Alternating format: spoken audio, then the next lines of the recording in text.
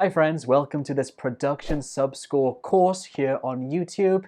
This course consists of 5 different lessons, one lesson for each of the question types that contribute to your production subscore. Just in case you don't know, we have the describe a photo through writing, describe a photo through speaking, read then speak, listen then speak, and then read and write. These are the 5 different question types that contribute to your production subscore. And I know a lot of students have a hard time getting a good score on production, so I think this free course here on YouTube will be really helpful for you. Okay, we will start this in just one moment, but I want to say that if you're new to this channel, hi, I'm Teacher Luke from DETready.com. Visit our website to get information about the test. We have online courses and a really useful practice platform where you can study and practice all of the different question types on the Duolingo English test. I think it's really useful. Okay, here's lesson number 1. Hi friends, this video is a practice Duolingo test video all about the read then speak question type. You know, this one. In this lesson, I've prepared 7 practice questions for you with 7 sample answers. And I think this will be really helpful because practicing is one of the best ways to prepare for this exam, or in fact, any exam. And the questions I've made are very similar to the ones on the real Duolingo English test. Firstly, we'll take a look at the key points of this question type, just to remind you what it's about, and then we'll jump into the practice. So let's start with the key points. Okay, we'll go over these very quickly. So your job is simply to read a prompt, then respond through speaking. When the prompt first comes up, you have 20 seconds to read and think before you begin speaking. So that's really useful to know. Before you begin speaking, you get 20 seconds to read the prompt and think about your answer. Remember, you're not allowed to take notes, so just do all of your planning in your head. You get 20 seconds to do that, but you can see the prompt when you're speaking, so that makes it a little bit easier. Yeah, like I just mentioned, you can see the question while you're speaking, so that's good. And you should try to answer all the components to the question. So it's really useful to answer all of the components to the prompt. Usually there'll be a couple bullet points with different questions for you, all related to the topic. And it's useful to answer those questions because it means that you can speak for longer and it keeps you on track and it keeps you on topic. It's very important that your answer is closely related to the topic of the prompt. Task relevance is on the criteria, and that's what that means. Is your answer related to the prompt? So just be careful with that. So you get 90 seconds to speak, but you should speak for at least 30 seconds. So you need to speak for at least 30 seconds. That's the minimum requirement, but I strongly recommend you try to speak for longer, somewhere between 60 to 80 seconds, because fluency is on the scoring criteria and the amount or the length of your speech is related to fluency. So I recommend you try to speak for as long as you can. You'll get this twice on the test, and it contributes to your conversation and production subscores. So I know a lot of students struggle to get a good score in production, and if that's you, then I highly recommend you study this video very closely because doing this question type well will be really helpful for you. Okay then, well let's jump into it. Here is question number 1.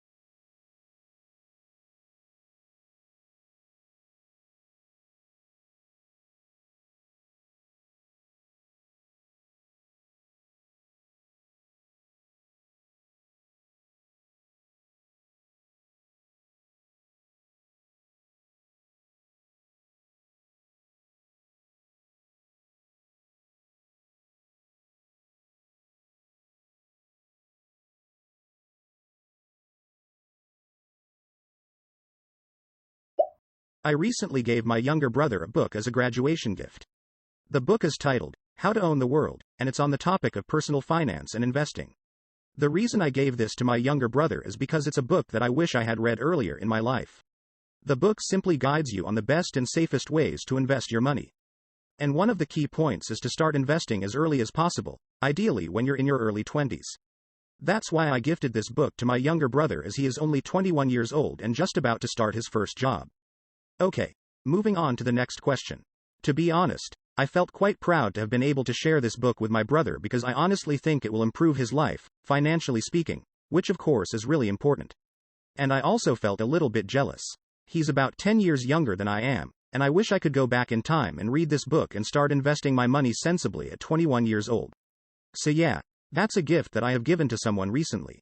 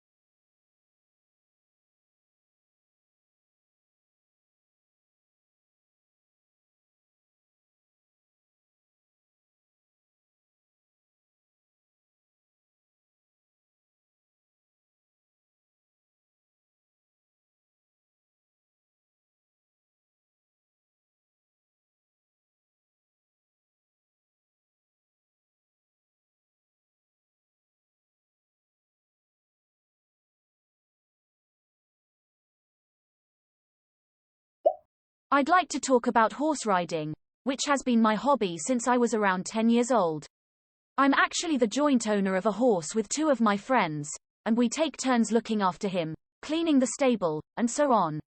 I don't have a part-time job, so I spend most of my weekends at the stable. Taking care of a horse is quite dirty business, so it's obviously very different from studying at college. That means I can forget about my classes during the week when I'm at the stable on the weekend. There's quite a large field next to the stable, and I just get a wonderful sense of freedom when I'm riding around on my horse.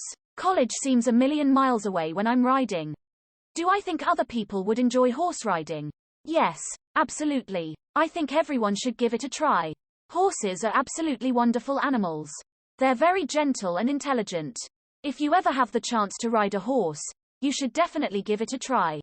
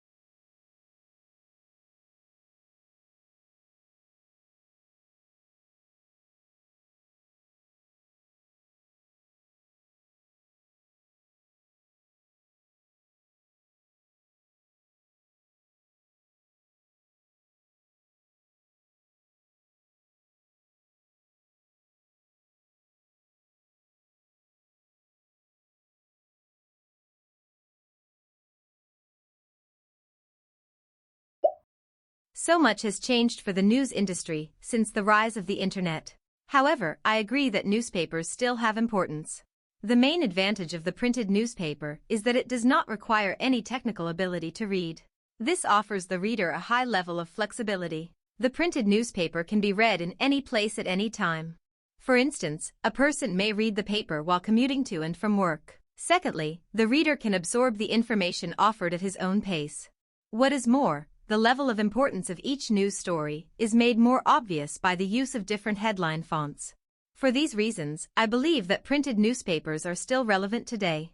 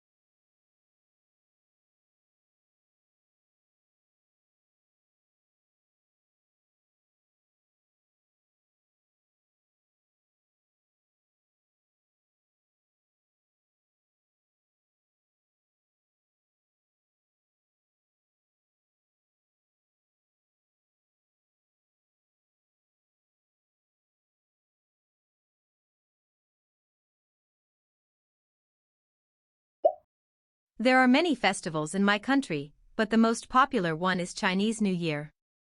This is the occasion that people celebrate with great joy, hope, and festivity with their beloved ones. It is often celebrated with fireworks and people send each other their best wishes for an awesome year ahead. Many people believe that red is considered a lucky color for the new year. That's why people often choose to dress in vivid red as a way to eliminate bad luck and welcome good things for the new year. My country also has some unique traditions like lucky money, preparing homemade food, or decorating home in the first days of the year.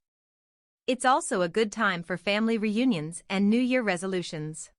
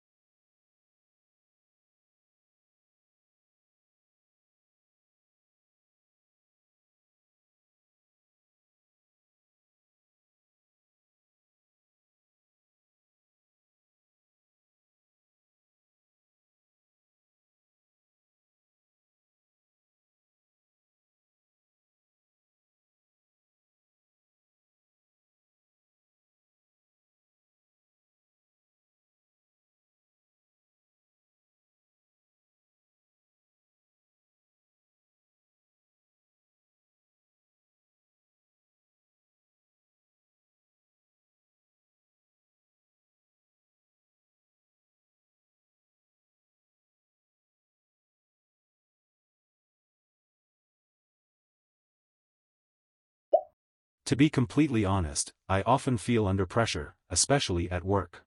That being said, throughout my working career, I have figured out how to handle being under pressure. For instance, one time, I was supposed to deliver a project to an important client for my company in just 5 days, which isn't a long time at all.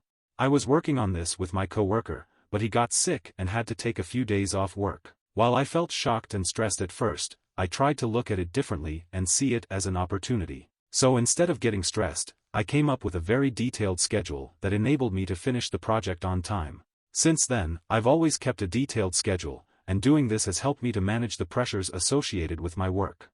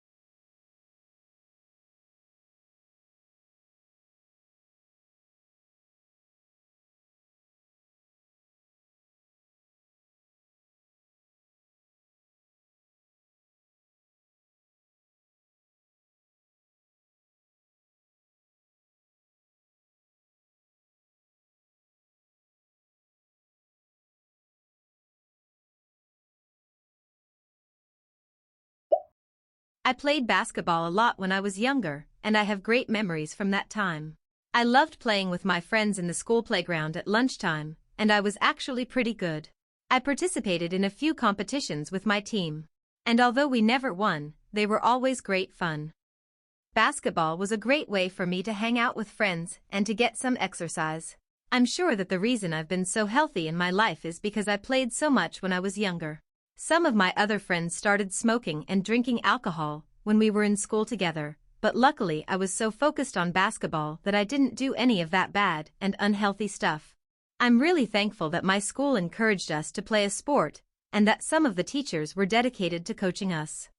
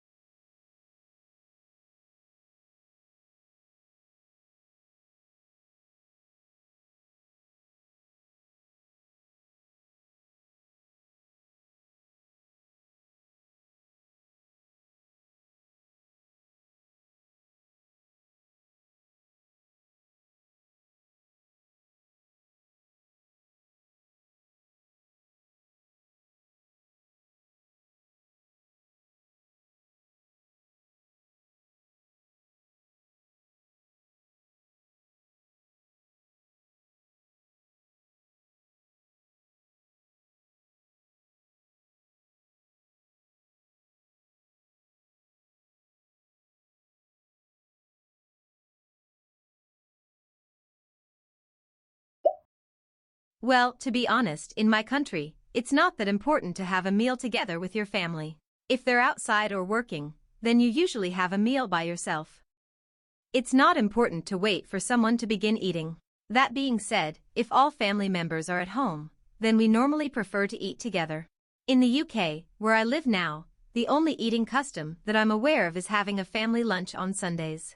Usually, we all get together at someone's house, or the local pub, and enjoy a nice big lunch with meat, vegetables, and gravy.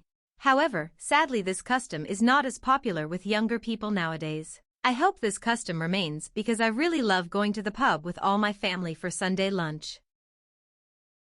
And nice one! You finished 7 practice questions with sample answers. How was it? Was it easy? Was it hard? Let me know below in the comments. And if you want to study more with me, I recommend you watch this video here next or this one here. Okay, that's all from me. I'll be back next week with another video, so I'll see you then. Bye. Hi friends, welcome to this Duolingo English test practice video. This practice video is all about the listen then speak question type. You know, the one that looks like this. And this video is very simple. I'm simply going to give you 7 sample questions and then show you 7 sample answers. One of the best ways to study for this Duolingo English test, or in fact any test, is simply to practice. And that's why I think this video is going to be helpful for you. On top of that, this listen then speak question is actually not on the practice test. So this video will give you an opportunity to practice this question type.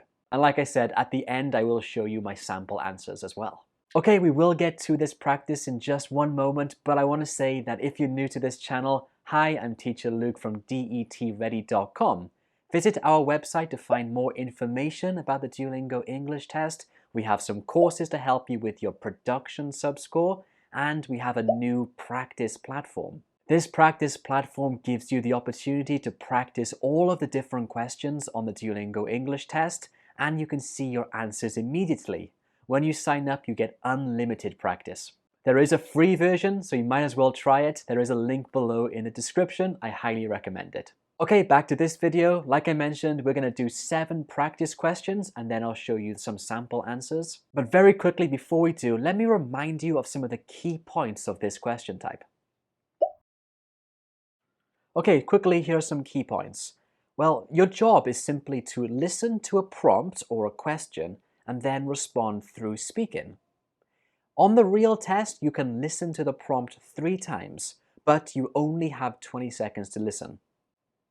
After the 20 seconds is up, you have to begin speaking. So make sure you listen to the prompt 3 times within 20 seconds.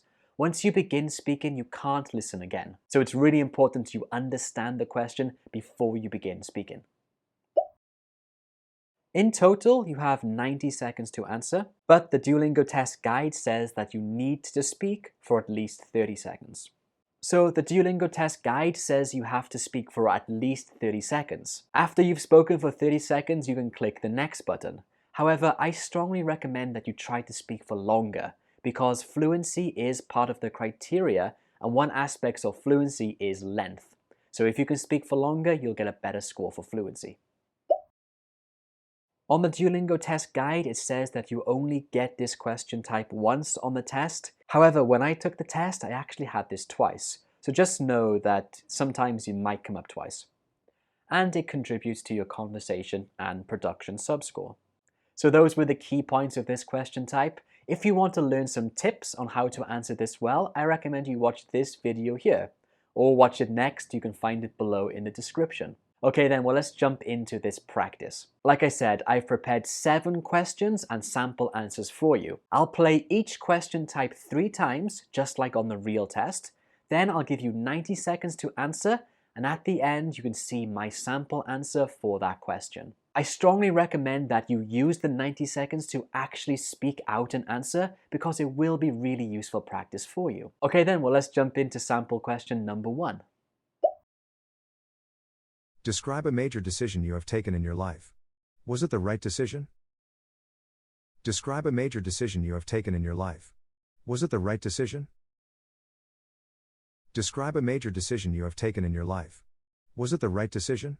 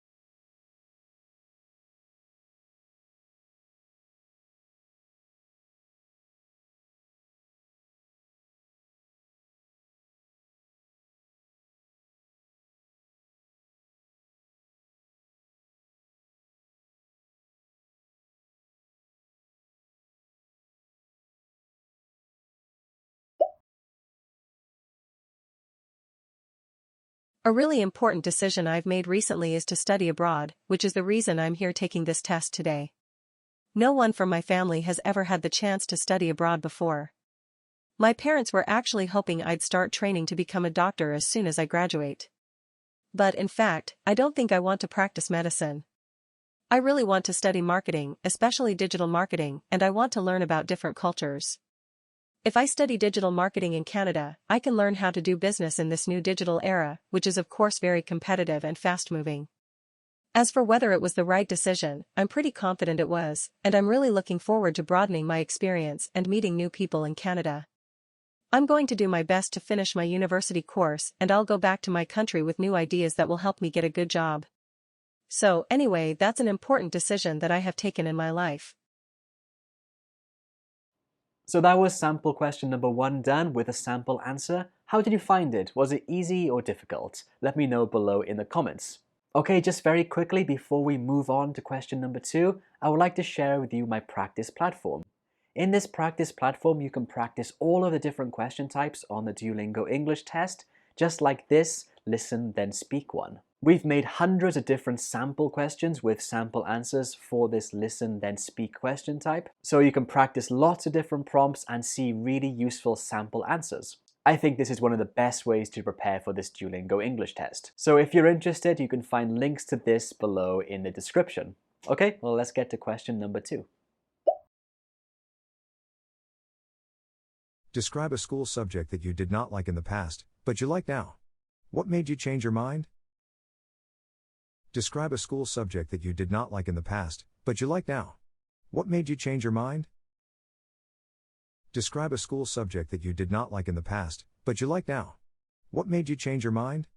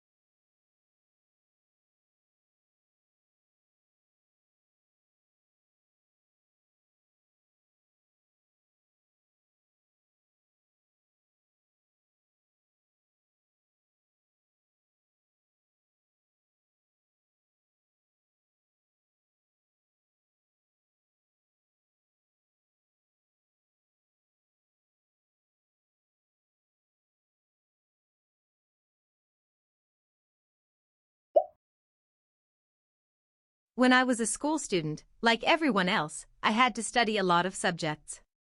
I enjoyed most of them, but there was one that I really didn't like, and that was history. I think the reason was that I disliked the teaching method of my teacher. To be completely frank with you, he was a lazy teacher. All he did was copy words and facts from our coursebook to the board, and made us write down what he wrote. There was no actual teaching involved. He then would tell us that we had to memorize all the information if we didn't want to receive a low grade for his subject. It was awful. When I was in my early 20s, I watched a film about Roman history. The film was about how the Romans invented things like bridges, roads, stadiums, and lots of other important things. I really enjoyed the film and realized that history is not as dull as I originally thought. After watching that film, I began reading more about history, watching documentaries, and even going to museums. I'm completely fascinated with history now. Nowadays, more and more people live non-active lives. Why do you think this is? What are the problems associated with this? Nowadays, more and more people live non-active lives. Why do you think this is? What are the problems associated with this? Nowadays, more and more people live non active lives. Why do you think this is? What are the problems associated with this?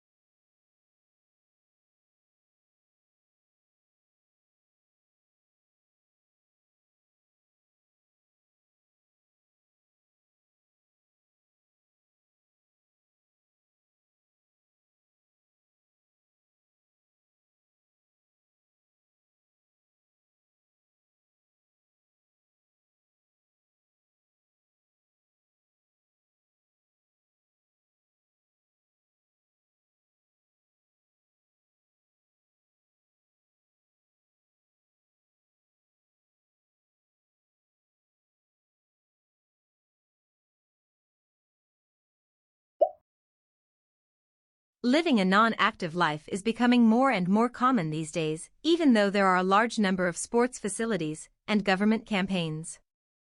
The main problems caused by an inactive lifestyle are obesity and back pain. Actually, I have suffered with back pain, and it is awful. It's a well-known fact that long periods of physical inactivity raise the risk of becoming overweight and obese.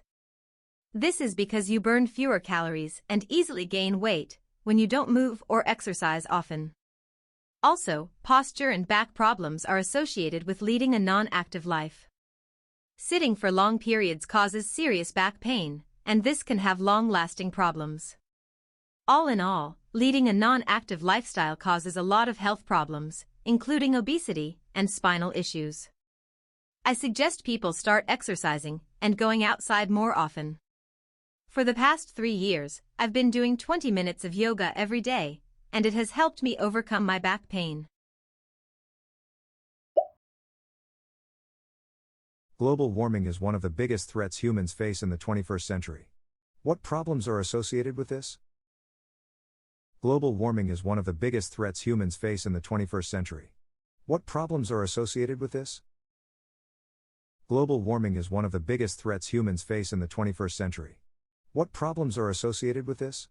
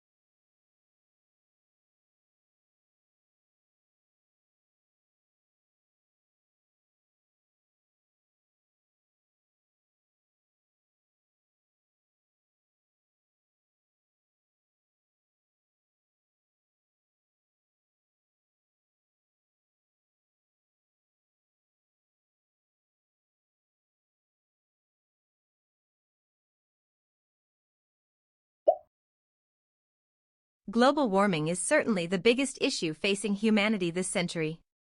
The biggest worry I have is the rising ocean levels because I live near the sea. The most concerning problems caused by climbing sea levels are that land is being lost and people's homes being flooded. As water levels rise, low-lying land gets flooded, and many towns and cities get seriously damaged. On top of all that, millions of people all over the world live in coastal areas, and if the sea rises by even a few feet, they completely lose their property. Another major problem related to global warming is air pollution. Nowadays, many big cities all over the world have major air pollution problems, and this could lead to residents of those cities becoming seriously ill as they get older. In my opinion, it's time that we moved away from fossil fuels and tried using a cleaner type of energy, like wind power or even nuclear energy. Global warming's certainly the biggest threat to humans in the 21st century, and I'm very worried. Is there a job that you would not like to do in the future? What is the job? Why do you think it is undesirable? Is there a job that you would not like to do in the future? What is the job? Why do you think it is undesirable?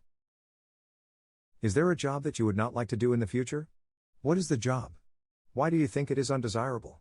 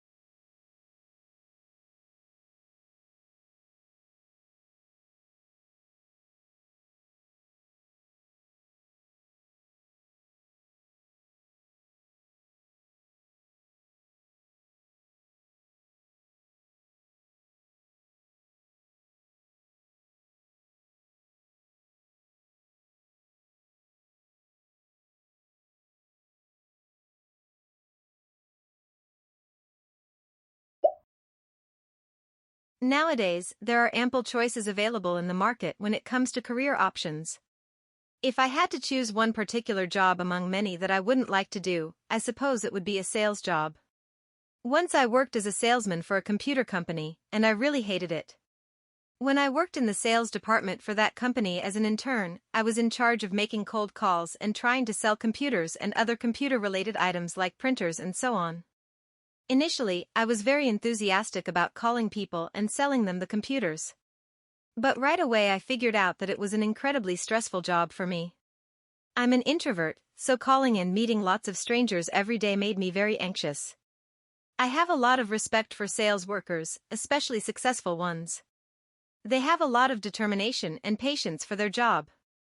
But I believe I don't have the skill set or personality for a sales job in the future. Anyway, that's a job that I certainly would not like to do in the future. It is better for children to grow up in the countryside than in a big city. Do you agree or disagree? It is better for children to grow up in the countryside than in a big city. Do you agree or disagree? It is better for children to grow up in the countryside than in a big city. Do you agree or disagree?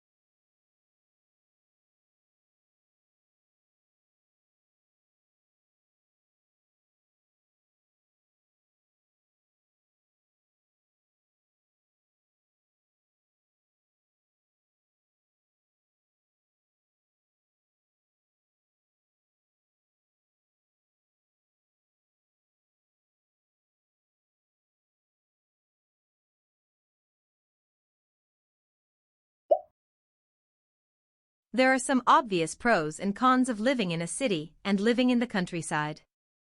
And to be frank, I'm not sure which is better. I think children who grow up in the countryside seem to be more mature and independent. The skills they need in life develop faster because of the environment they're brought up in, and this has some obvious advantages. On the flip side, even though kids who grow up in big cities tend to be less independent, they have more career and educational opportunities. In an ideal world, most children would live in a city and visit the countryside frequently or vice versa. I was pretty lucky that I spent most of my early childhood in the countryside, but then moved to a medium-sized city when I was about 15 years old. I'm sure this balance has helped me a lot in my life. Describe an exciting experience you have had. What happened? Describe an exciting experience you have had. What happened? Describe an exciting experience you have had. What happened?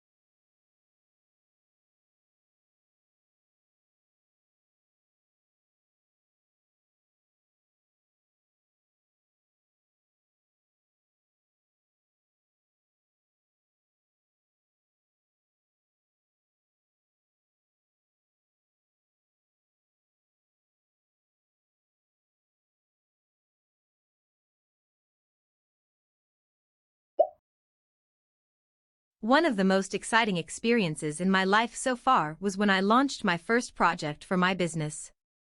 I felt very proud of the product I had made, but I also had doubts about how I could find people to buy the product.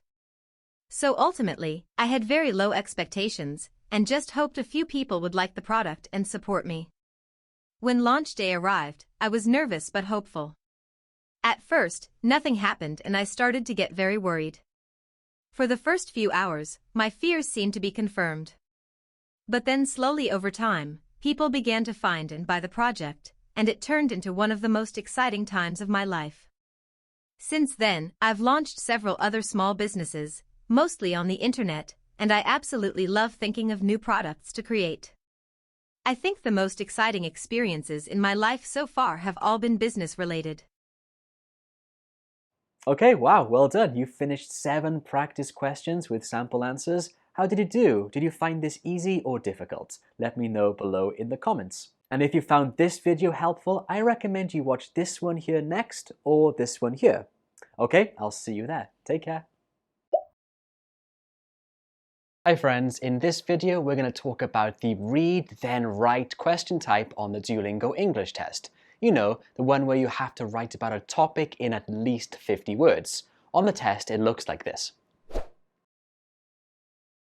So in this video we're going to talk about the key points, then I'm going to give you some useful study tips, and at the end I've prepared 7 sample questions with 7 sample answers for you. Getting used to the different question styles and then reading my sample answers will be really helpful for you. And of course, if you want to, you can write your own answers to these questions below in the comments. Okay, we will start this lesson in just one moment, but I want to say that if you're new to this channel, hi, I'm Teacher Luke from DETready.com.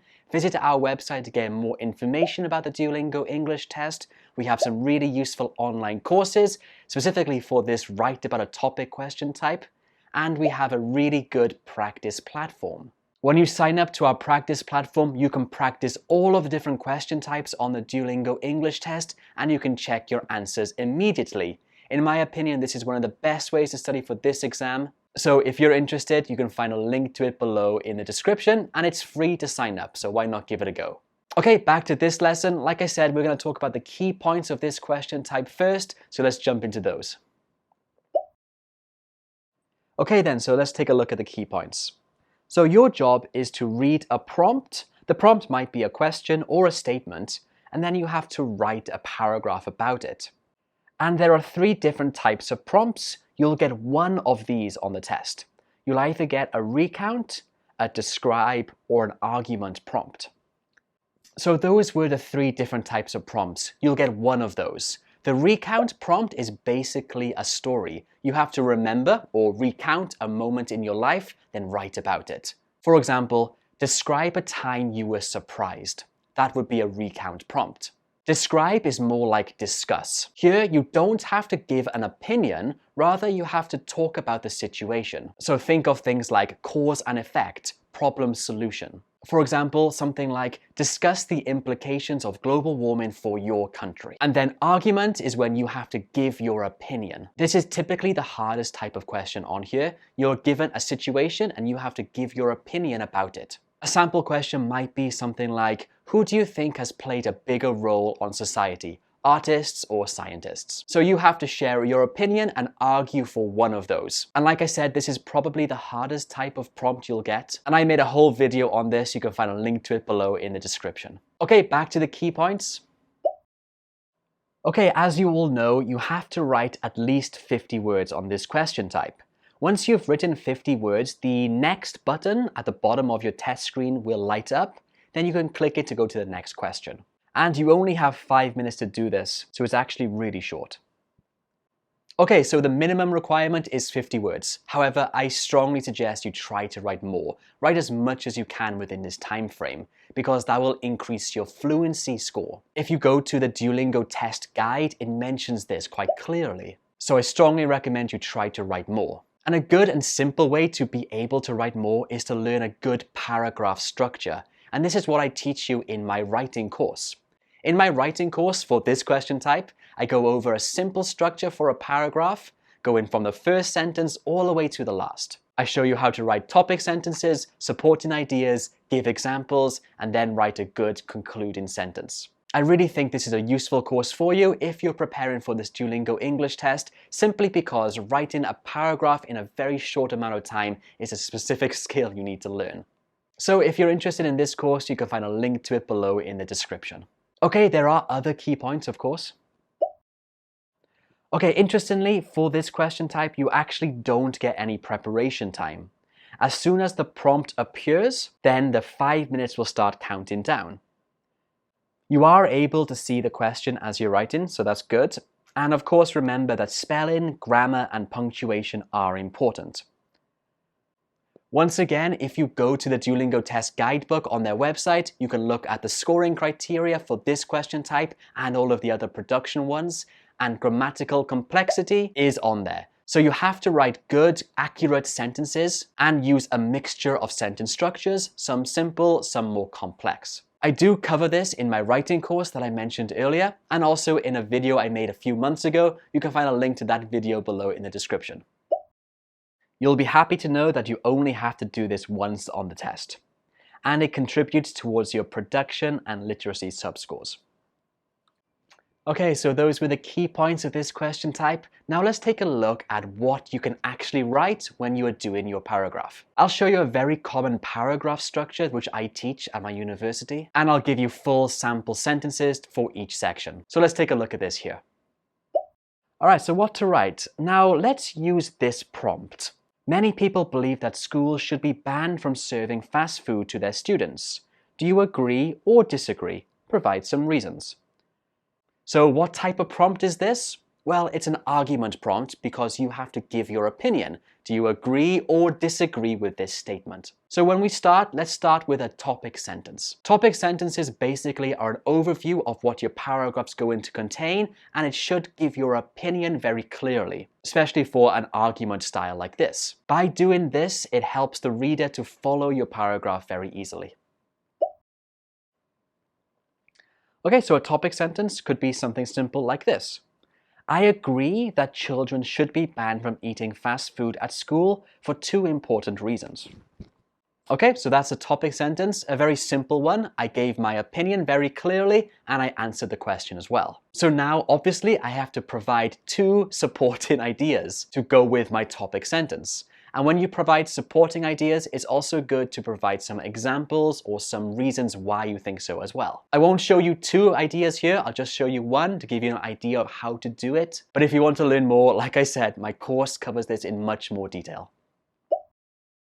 Okay, my supporting idea number 1. First, fast food is detrimental to children's health. Okay, that's a good supporting idea, but of course it's not enough just by itself. Now I need to provide an example or a reason. I've gone with an example. For instance, fast food is often packed with fat, sugar, and other preservatives, which makes them extremely unhealthy for children. Okay, so that's my supporting idea number 1 done. I used a discourse marker first to indicate that it was my first idea, and I used a complex sentence too. In this case, it was the which relative clause. When you're writing your answer, you can do 1 supporting idea like this, or 2, or maybe 3 if you're very quick at typing. I personally would recommend to do 1 or 2, and just make sure that your sentences are really accurate. Okay, now of course we have to wrap up this paragraph with a concluding sentence. Okay, so concluding sentences are pretty simple. You basically restate the introduction, and this is what I wrote. To conclude, for the reasons discussed above, I believe it is vital that schools stop serving fast food to their students.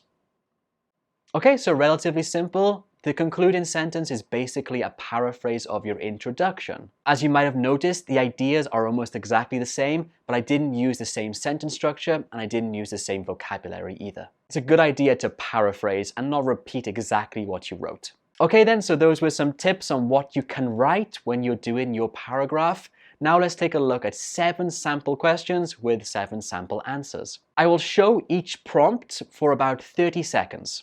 I want you to pause the video for 5 minutes and write your answers below in the comments. After 30 seconds is up, then you can see my sample answers. I strongly suggest that you do actually type out your answer below in the comments because that will be really good practice for you. You have to learn to write 50 words pretty quickly for this exam. Okay then, well let's just jump into it. Here is question number 1. And also before I start, if you think this video is helpful, write yes below in the comments. Okay then, here is question 1.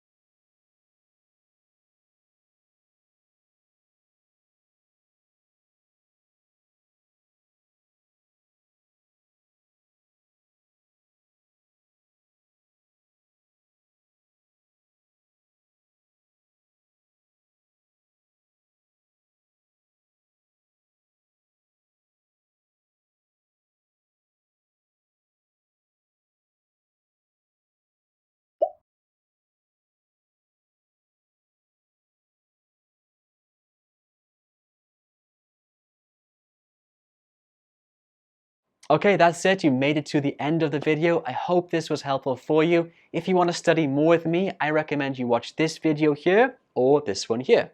Thank you very much for watching, and I'll see you soon. Bye. Hi friends, in this video we're going to take a look at the describe a photo through speaking question on the Duolingo English test. You know, the one that looks like this. So on the Duolingo English test, you have to describe a photo through writing and through speaking. And like I said, this video is all about the speaking version. It's a pretty important question on this Duolingo English test, so I think this video will help you. We're going to do three things. Firstly, we're going to take a look at the key points of this question type so you can understand what it's all about.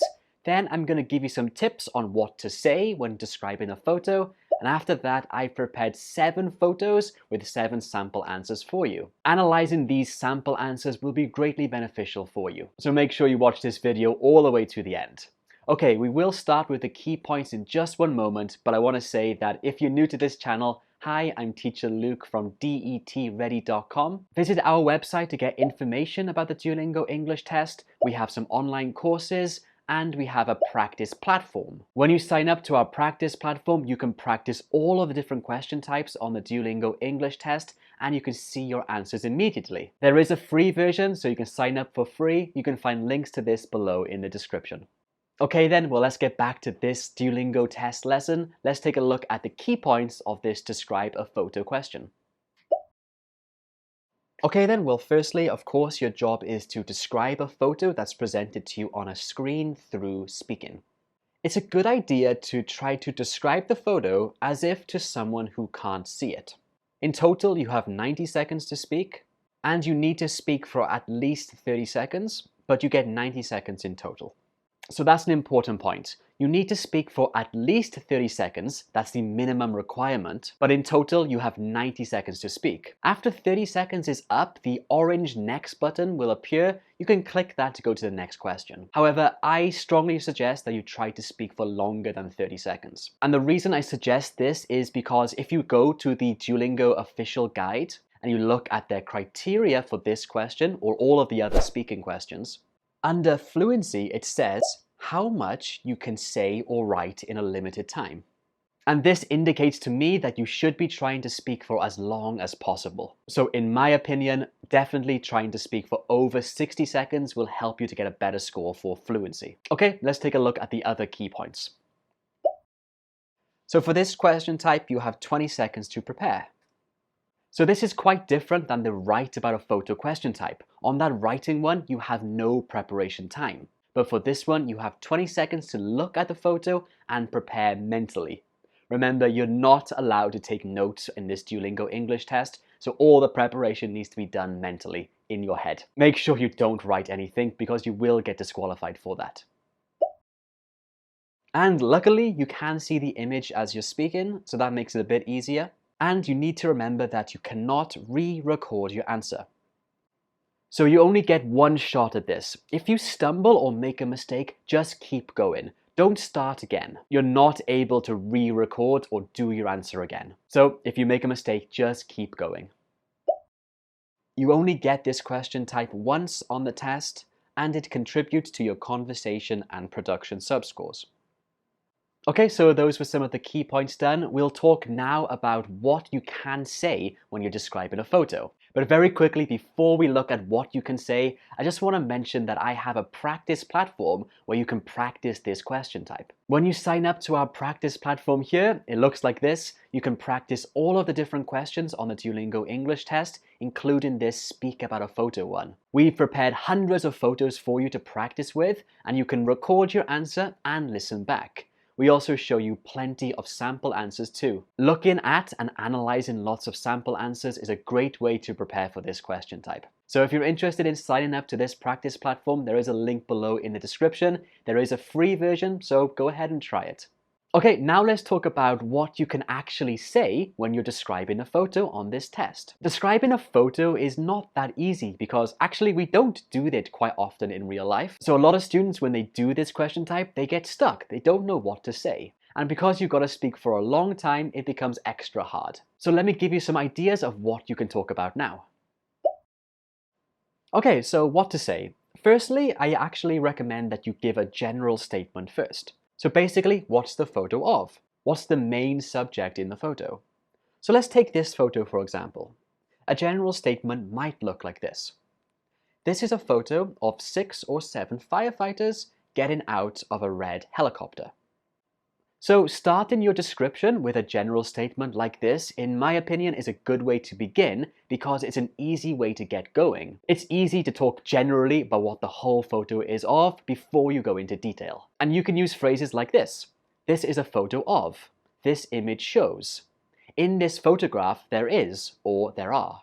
If you want to be fancy, you can say something like, this photo depicts. However, that's quite formal. I don't think anyone says depicts when they're speaking. But anyway, using a general statement is a good way to start. And after you've given your general statement, then you can go into some more detail. Let me show you how to do that now. Okay, so to go into detail, you can talk about the actions of the people or the subjects in the photo. Basically, what are they doing?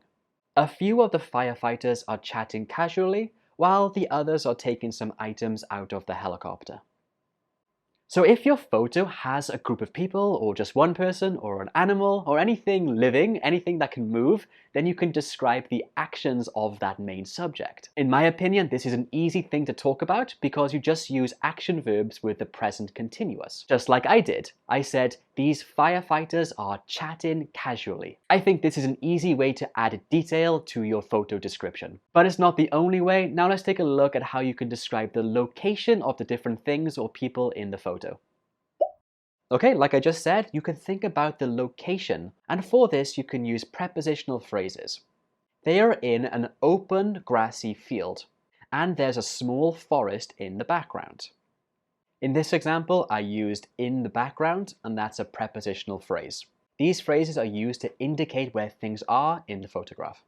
You can also think about speculation. You don't have to say what's literally happening in the photo, you can speculate. To speculate, you can use language like might, may, must, or phrases like, if I had to guess, I'd say. And here's an example.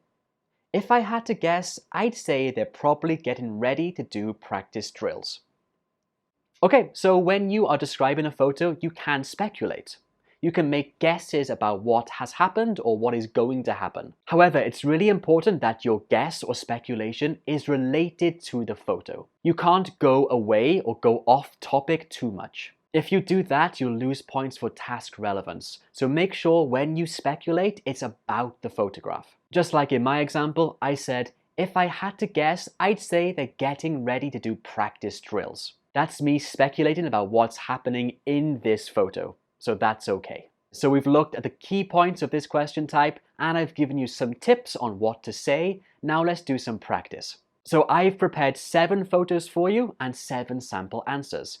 I'll show one photo at a time, give you 90 seconds to practice speaking out your answer, and then I'll show you my sample answers. I strongly suggest that as you go through this video, you actually do speak out your answer. It'll be great practice for you. Also, look at my sample answers closely and analyze them and get ideas of what you can say next. Okay then, well, let's get to it.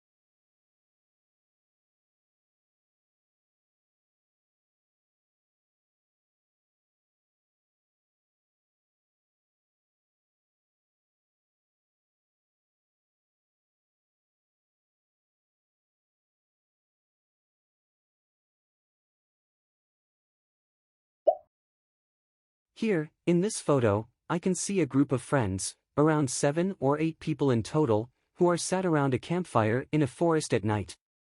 It is dark and the light of the fire is illuminating the group.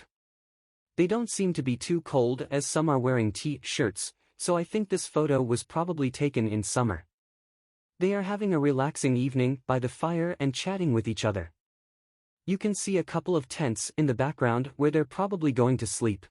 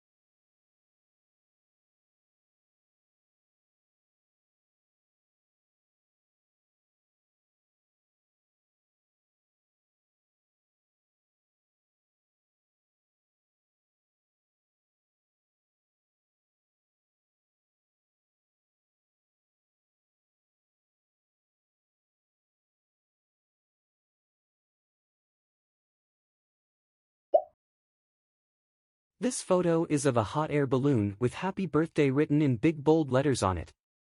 The balloon is blue, red, and white, and it is in a really beautiful green field with some trees on the right-hand side. There's a group of people in the basket and getting ready for liftoff. 3 men are standing on the grass next to the balloon and it looks like they're cheering the people in the basket. In the background, there are a few really old-fashioned wooden houses on the hill. Based on the landscape and the style of the houses, I think that this photo was taken in Europe.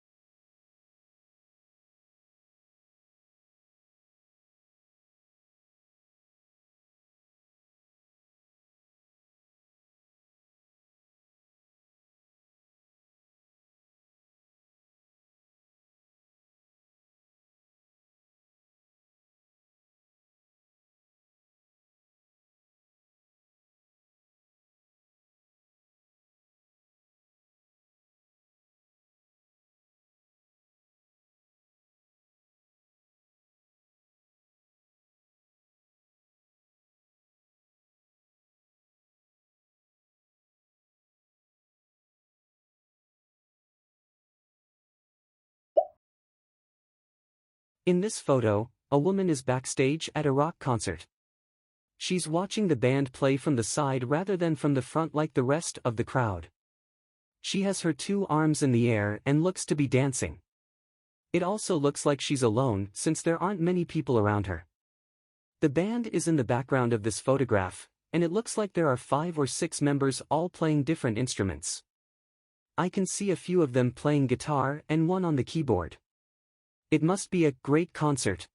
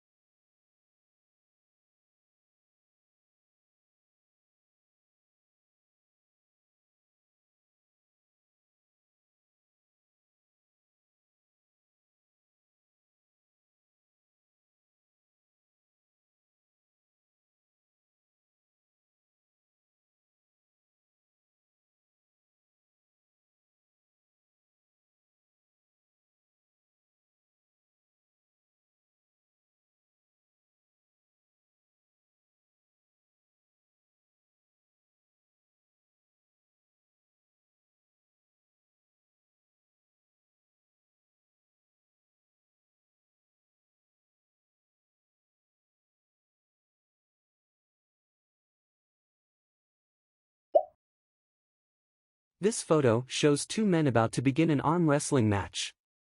Although you cannot see most of their faces, you can tell that the man on the left is more determined since he is pressing his lips together hard. This seems to be a group of friends having a party and playing some games. Their friends have upped the stakes by making bets on who they think will be victorious. There's a surprisingly large amount of money on the table for the bet. I guess that the man on the left will win because, as I mentioned before, he looks more determined and serious.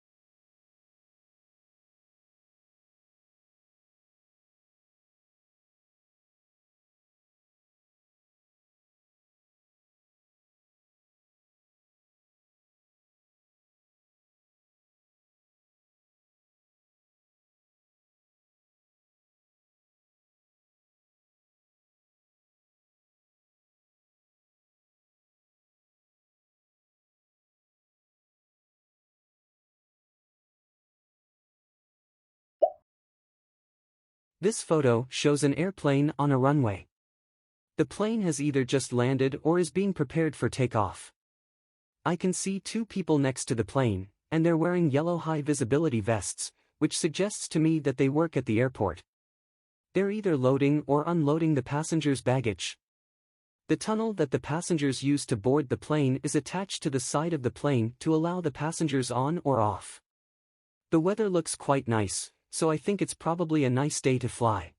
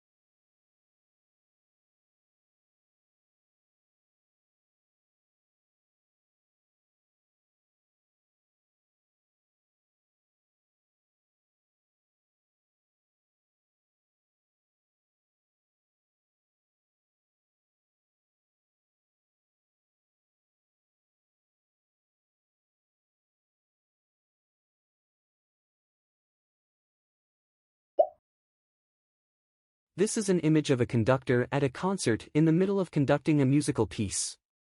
He's holding his baton in his right hand and using his left hand to gesture to the musicians. He's wearing a black suit, a white shirt and a white bow tie. His eyes are extremely focused on the person he's looking at to his left, but we can't see who that person is. We can only see one musician, but there must be many more on either side of the conductor.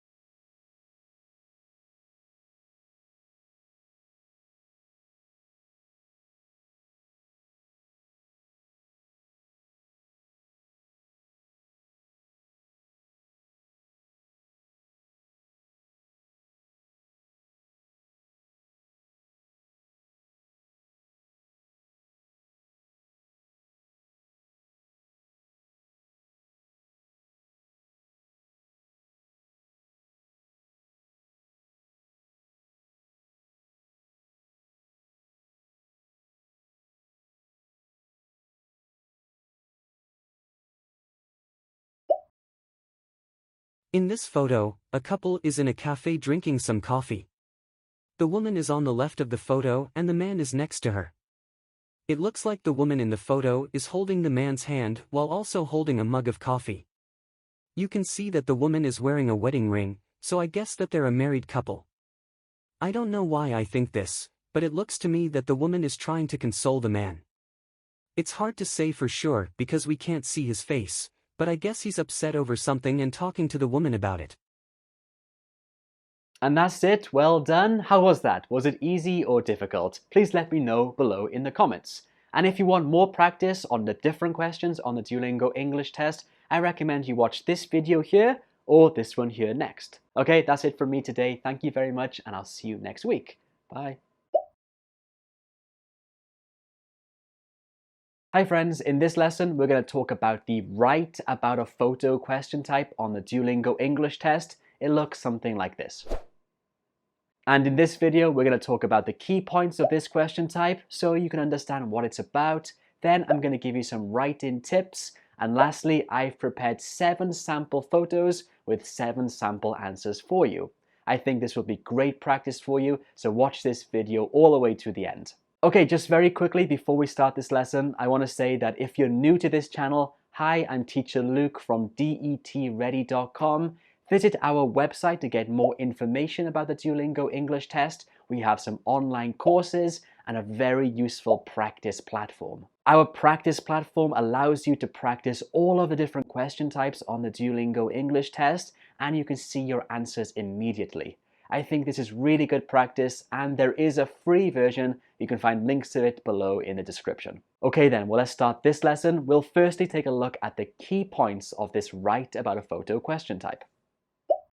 Okay, so here are some of the key points you need to know. Your job is simple. You have to describe the photo that's on the screen through writing. And the instructions say that you need to write at least 1 sentence. But if you can, you should write more. Okay, so that one's important. The rules are that you need to write at least 1 full sentence. But I recommend you try to write more if possible. If you're able to write more and keep your sentences grammatically accurate, then you will get a better score. Okay, this is important. You actually only have 1 minute to write your answer, and there's no preparation time.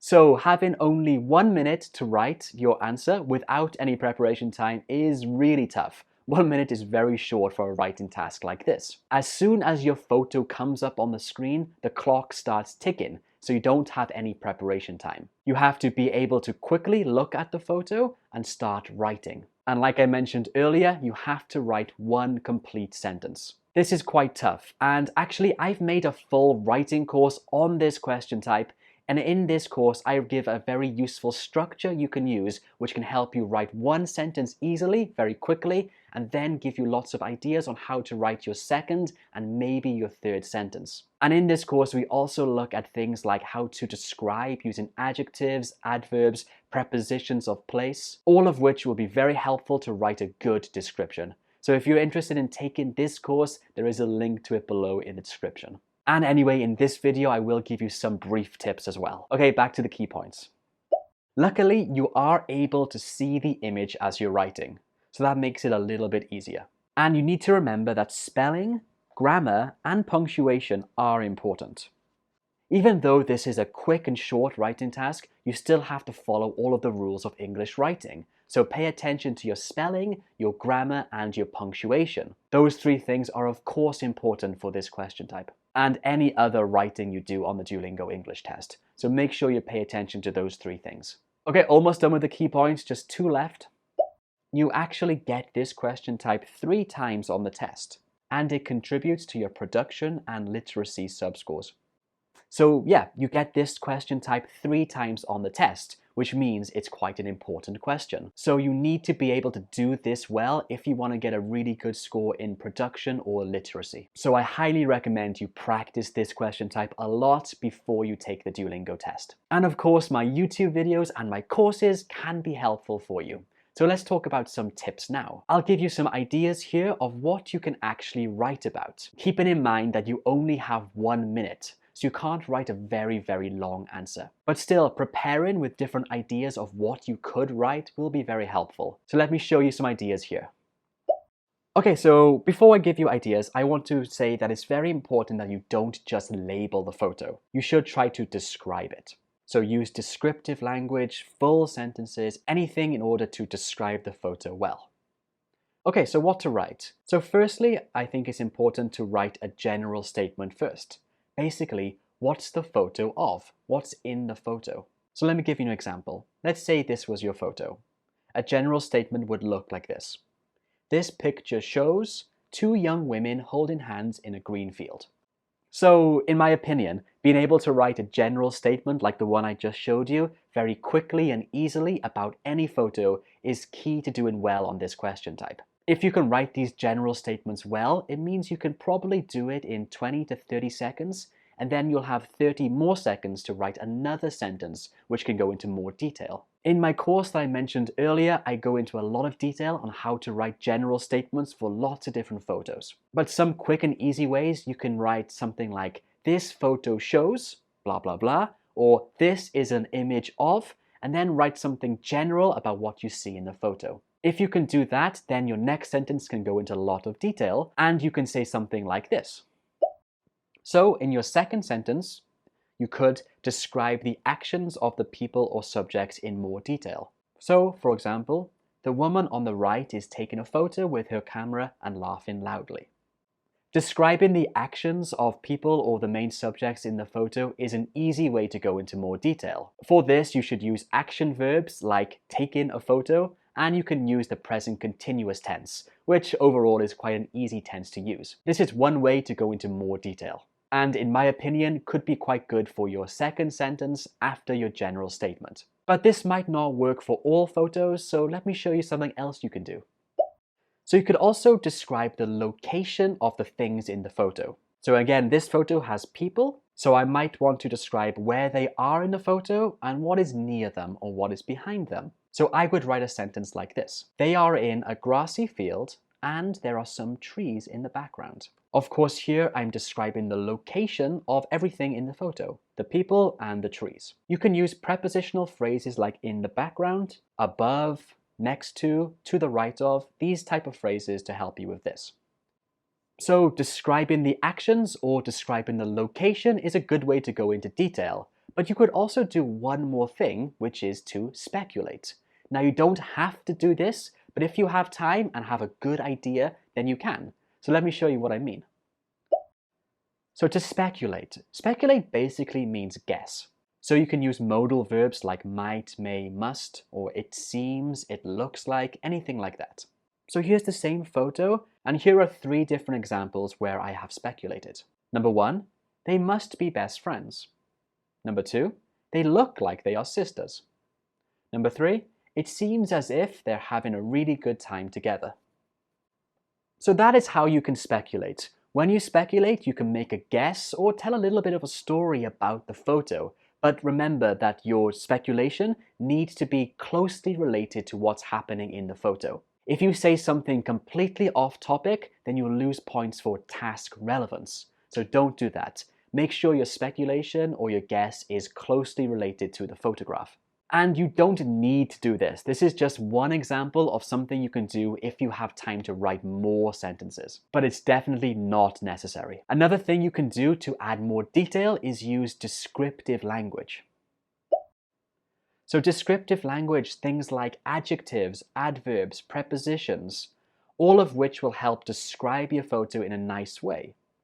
So here's a full example I wrote. The words in green are descriptive. So we have young women. Young is an adjective. Green field. Green, of course, is an adjective. On the right, that's a prepositional phrase. And loudly is an adverb. Alright then, so we've looked at the key points and I've given you some tips on what to write about. Now let's do 7 practice photos with sample answers. So I will show you 7 photos, give you 1 minute to describe them. You can write your answers below in the comments. And then after the minute is up, I'll show you a sample answer. I recommend that you look at my sample answer and analyze it to get more ideas for what you can write when you do the Duolingo English test. Okay, well let's get to this practice and good luck.